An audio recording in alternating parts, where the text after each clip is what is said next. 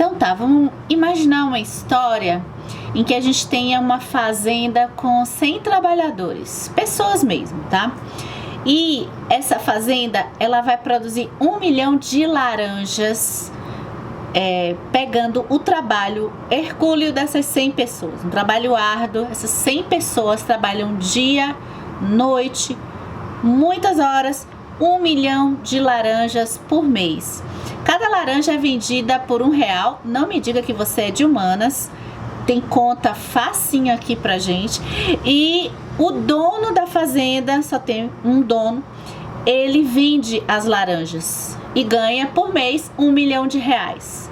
Cada trabalhador vai ganhar R$100 pelo trabalho que ele fez durante o mês. Então, o dono da fazenda, ele vai dar R$10 mil para os 100 trabalhadores. Faz a conta que vai dar certinho. E no final, o dono da fazenda, que não trabalha, organizou uma coisa aqui, outra ali, mas ele é dono do material que os trabalhadores usam, ele é dono dos animais, ele é dono das ferramentas, ele fica com R$990 mil. E os 10 mil são para os trabalhadores. Isso aqui, esse sisteminha que eu contei, é justo? Qualquer criança aí na faixa de 10 anos já vai entender, poxa, esse sistema não é justo, né? Os animais da Granja Solar, aqui em A Revolução dos Bichos, do George Orwell, pensaram assim também. Estavam se sentindo explorados e pensaram que, olha, tá, se a gente então tomar conta da fazenda e a gente se organizar, vai dar tudo certo.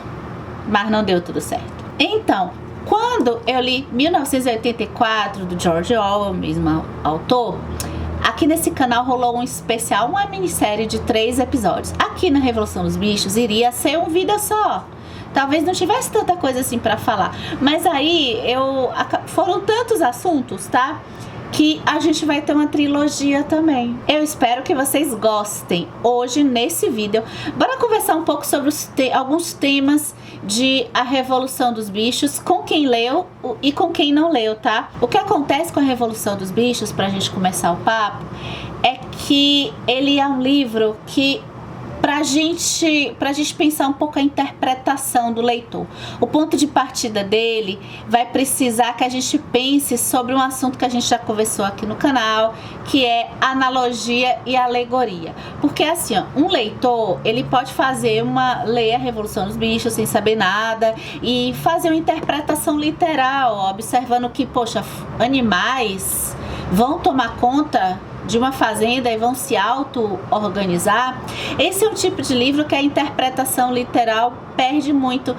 A gente, nesse caso aqui, a gente vai precisar, para aproveitar, acho que minimamente curtir o livro, apesar da linguagem e do texto ser uma delícia, eu acho que para a gente curtir minimamente o livro, a gente tem que passar pelo assunto da alegoria.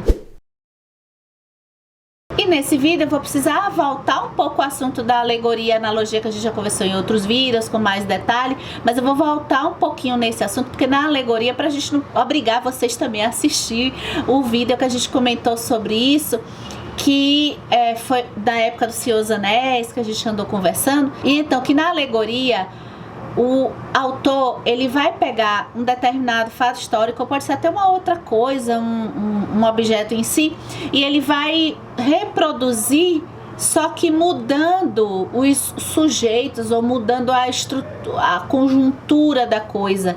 Então pode ser um fato histórico, eu vou chutar outro aqui, sei lá, Guerra das Rosas, e os personagens vão ser totalmente diferentes.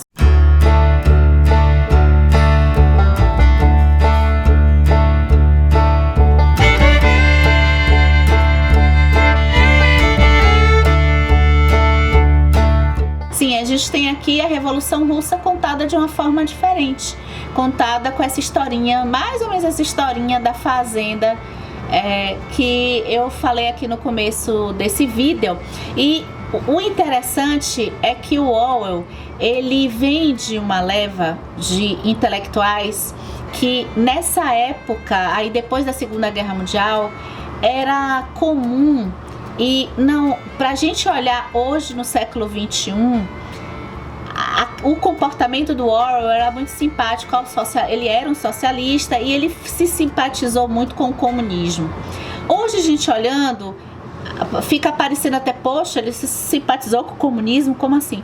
Mas naquela época, se a gente pensar com a conjuntura que estava tendo, né, o que tinha no capitalismo, a exploração que estava tendo, e se a gente contar a história para criancinha nessa fazenda, qualquer criança vai dizer, não, peraí, é muito melhor que o grupo controle os seus meios de produção e divida esse pão, esse 1 milhão de laranjas, gente.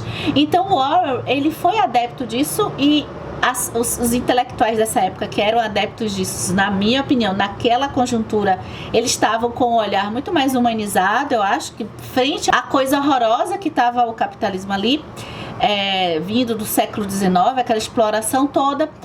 Mas o Orwell, ele foi um dos primeiros aí a perceber, a se desencantar com a União Soviética na época, né, com toda a Revolução Russa que aconteceu, e ele pôde enxergar o outro lado desse grupo que tomou o poder e como que tudo isso foi para uma outra lógica diferente do ponto de partida da intenção que a Revolução tinha. E ele foi brilhante porque, ao invés de conversar, acho que ele pode ter tentado conversar com as pessoas abordando a questão da União Soviética, mas as pessoas ainda estavam achando aquele modelo interessante. A gente está pensando numa época que não tinha internet, tá, gente? As comunicações não eram muito assim. E pelo que eu vi de historiadores, a questão da União Soviética só veio a se consolidar mesmo dentro da história. De todo o totalitarismo que acontecia ali, a questão dos gulags, depois da década de 70. Então, olha como Orwell foi um cara que percebeu antes da grande maioria das pessoas o que estava acontecendo lá. E fazer a historinha dos animais foi trazendo talvez lucidez, e ele depois foi chamado para muitas palestras em muitos lugares. E essa história foi trazendo, algumas pessoas foram percebendo ali o que está a alegoria e foram trazendo um pouco de lucidez a alguns outros pesquisadores intelectuais da sua época, o que é fabuloso. Agora, aqui você está no canal chamado Comparando Livros, e esse canal, a premissa dele, que é um pouco, claro, né? Aqui é de certa forma a dona, né? Só tem eu aqui falando.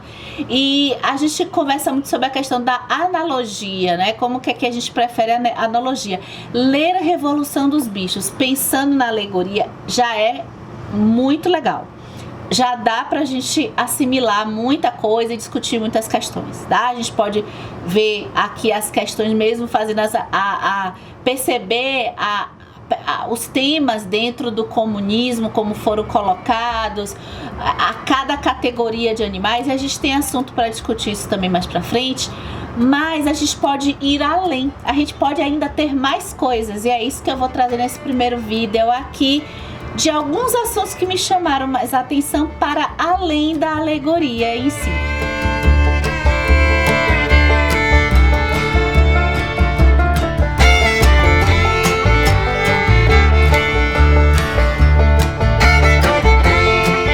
Bora conversar sobre grupos, tá?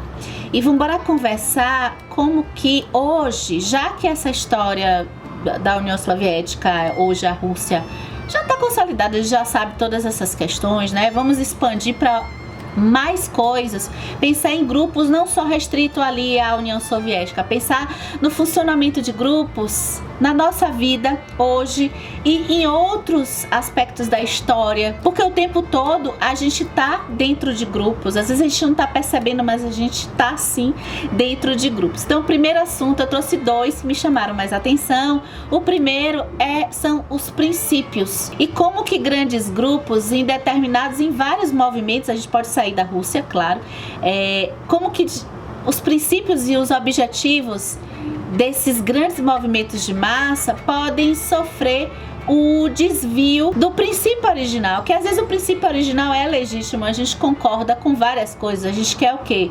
A gente quer garantir direito dos animais, a gente não quer mais ver miséria, a gente tem às vezes objetivos primordiais, legítimos. Mas por que às vezes isso acaba sendo desvirtuado? E se a gente não presta atenção, a gente só está substituindo as pessoas naquilo que a gente quer alcançar. Se a gente quer tomar o poder, se a gente quer controlar alguma coisa, ser ouvido em alguma coisa, a gente quer somente substituir. Então as pessoas somente mudam, mas o sistema permanece o mesmo, ou a gente quer mudar o sistema? O objetivo era maravilhoso, a gente quer deixar de ser explorado. Se for pra gente trabalhar e uma pessoa ficar ganhando uma grande maioria do que a gente está produzindo, é melhor que a gente ganhe, que a gente divida entre a gente, entre os 100 trabalhadores, né? Fácil. E outro ponto que eu amei é o desvio de finalidade disso, né? Então, eu me organizei aqui, o grupo está funcionando, mas vamos pensar se dentro do grupo, como que a gente vai observar a manutenção desses princípios. É o desvio de finalidade. Aqui na Revolução dos Bichos, a gente tem os mandamentos, tá? Da Granja Solar, depois que os animais tomam o poder. E uma observação interessante é que nesse grupo a gente tem diversos animais. A gente tem porcos, cavalos, galinhas, cachorros, e eles têm um pouco de características diferentes, né? E os porcos aqui, eles têm uma consciência, uma inteligência e uma consciência da sua condição e das estruturas de poder funcionando ali, logo no começo do livro, maiores do que os outros animais. Outros animais, ele tem uma consciência mais simples disso. Então, os porcos, eles entendem mais as engrenagens de poder ali. A promessa inicial é, olha, vamos dividir igual para todo mundo. Mas como os porcos, a gente tem uma consciência, uma inteligência das sistemáticas de poder, vamos deixar os porcos administrarem, assim, já que eles entendem como a organização da fazenda funciona, e eu só entendo um pouco do meu trabalho, que é, sei lá, botar a semente lá na terra da laranja. Aqui eu tô já mudando o objeto em si, mas eu só entendo a minha partezinha, então eu vou num slogan, e a gente vai falar de slogan mais pra frente, né? Algo muito simples, e eu vou junto e vou confiar que os porcos vão dar conta. Acontece que os princípios são muito lógicos aqui, e são princípios que sim, pela finalidade do movimento, deveriam ser mantidos. Mas a primeira coisa que, caso você não tenha lido ou caso você vá reler, eu digo para você prestar atenção, é como que o ponto de partida do domínio, ou seja, de só se substituir uma opressão por outro opressor, né? No final das contas, a opressão permanece, só muda o grupo que vai ser opressor, o oprimido vira opressor, né? Então, como que parte de desvirtuar os princípios, os mandamentos. Vou ler os mandamentos, que o que eu mais gostei foi acompanhar tinha canção também, as canções que são fáceis de pegar também tinham para dominar, né? Mas a primeira coisa foi vamos tirar os mandamentos, né? Eram 7. Qualquer coisa que ande sobre 2 pernas é o inimigo. E mandamentos de divisão mesmo, né? Olha, o homem foi o nosso opressor, então tudo que andar de 2 pernas é o inimigo. O que andar sobre 4 pernas ou tiver asas é amigo, os animais. Nenhum animal usará roupa, ou seja, em termos de identidade, eu não vou fazer o que o meu inimigo fazia, tá? Eu tenho que manter a minha cultura, certo? Eu tenho que manter o meu comportamento. Nenhum animal dormirá em cama, porque a cama é conforto, é símbolo de poder, então eu não vou dormir lá. Nenhum animal beberá álcool, nenhum animal matará outro animal. Aí é o princípio básico de tudo, né? Eu tenho que defender o meu grupo, eu não posso matar do meu grupo, né? E todos os animais são iguais, certo? E aí, durante o livro, cada vez isso aqui, aos pouquinhos, vai ser deturpado, vai ser, não, olha, mas nessa situação eu posso sim fazer. Eu posso sim dormir na cama, nessa situação, na cama lá. E quando se dá conta, tudo foi por água abaixo.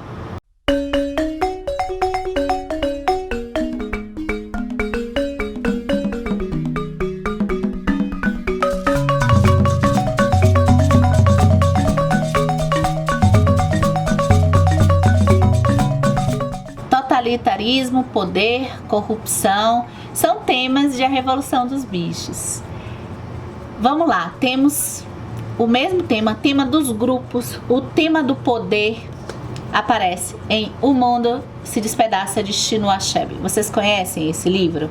Chinua Achebe é um escritor nigeriano que escreveu uma história para falar de grupos também. Olha só, assim como A Revolução dos Bichos, a gente vai passar por temas de como o poder, não só eu vou olhar um regime totalitarista como opressor, eu posso olhar um confronto talvez de um grupo tentando colocar os costumes desse grupo em outro grupo.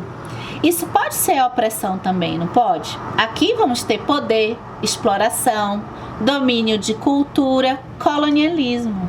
Então bora pensar assim que O Mundo se Despedaça, ele tem bastante coisa em comum com A Revolução dos Bichos, mais do que a gente imagina. Temos duas culturas aqui. A gente tem um grupo com uma cultura Igbo, que é uma cultura muito forte na Nigéria e que muitos livros, até para quem já leu a Chimamanda Ngozi Adichie, que eu acho que é a mais conhecida nossa aqui, vai perceber como que essas questões culturais ligadas à cultura Igbo, e que isso vai se perdendo, vai se tendo uma ideia de que essa cultura acaba sendo desqualificada, quando é uma cultura, olha lá o princípio, né? Era uma cultura primordial desse grupo, como que isso aos pouquinhos vai trazendo, com a chegada da cultura inglesa, digamos assim, uma cultura que vai pregar outra religião, uma cultura que vai pregar outros comportamentos esses que vão ser vistos como mais nobres, e essa comunidade vai se perdendo, assim como os bichinhos aqui em A Revolução dos Bichos, né? A mudança devagarzinho de situações de opressão em que os animais vão percebendo bem quando já é bem lá na frente, mas tudo mudou muito devagar. E olha, puxa, a minha situação hoje não tá muito diferente de quando eu tinha um humano mandando em mim, né? Aqui, a chegada dos ingleses, olha, chegaram pessoas novas, tá, vamos recebê-los. Eles estão propondo mudar essa pontinha aqui. Não, isso aqui não tem importância não vai mexer com a gente. E aos pouquinhos a mudança já foi grande. Agora só dá para perceber a mudança grande por causa do nosso protagonista, que é o Okonkwo. Okonkwo, ele vive nessa comunidade e ele vai ser obrigado, por uma questão até pessoal do grupo mesmo, ele vai precisar sair dessa comunidade por um tempo, e ele vai ficar muitos anos fora. Quando ele volta, para ele sim, ele vai perceber o contraste, ele vai ter o conflito. Então o conflito que a gente tem é A Revolução dos Bichos, primeiro conflito, digamos assim, dos porcos, principalmente, né, liderado pelos porcos contra o humano. Temos conflito aqui também. O conflito vai ser a percepção de alguém que estava fora por um tempo. Quando ele volta e vê a transformação que aconteceu no seu grupo, ele fica vendo a sua língua, a sua religião indo por água abaixo. A língua é poder, e como perder a língua e modificar a língua pode tirar a cultura de um povo também. Isso pode ser opressão também.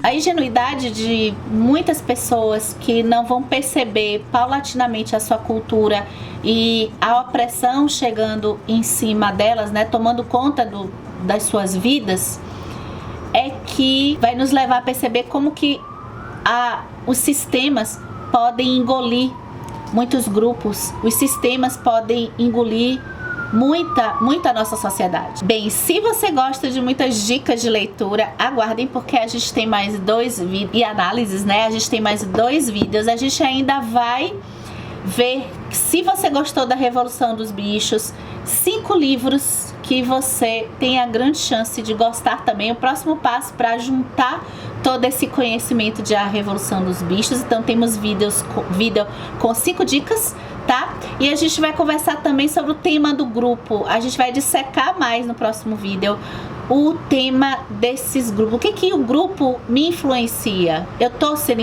influenciada por algum grupo, tá?